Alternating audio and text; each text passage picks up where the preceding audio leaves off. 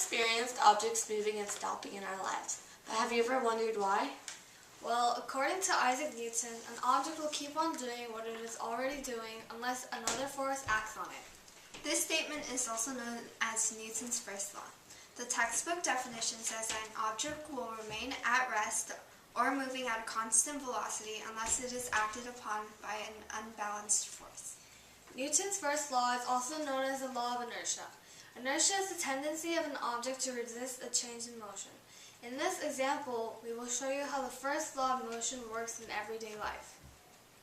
So here we have a pen. Right now the pen isn't moving, showing it has inertia and is resting at a constant rate at 0 meters per second. When you put an object underneath another and pull it out very quickly like this, the object stays there because it has inertia. It doesn't want to move. You can also do this with objects that are larger or heavier.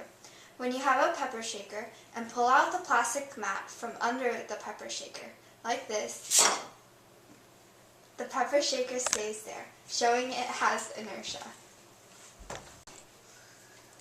People also have inertia. If someone were to yank out the chair underneath another person, the person will fall on the ground in the same place the chair was. In all these examples, all of the objects show the first law of motion and want to stay where they are because of their laziness or inertia. The first law of motion applies to moving objects too. If someone were to roll a ball, the ball would keep moving at the same velocity if it were not for outside forces, like friction and gravity, and in this case, the bumpy surface. When you lift something up, the object will keep wanting to move up, but gravity will resist and your arm would have to use more energy to keep lifting up the object. This weight is an example. Lastly, have you ever noticed when you are sitting in a moving car and the car stops at a red light suddenly, and you move forward, but your seatbelt stops you before you can pull back? This is because your body is still moving and at the same speed the car was, but the car stopped suddenly. You would keep moving if it weren't for the seatbelt. These examples show the first law of motion because objects keep moving at the same speed they're already moving, but outside forces like friction, gravity, and other resistance slow them down or stop them.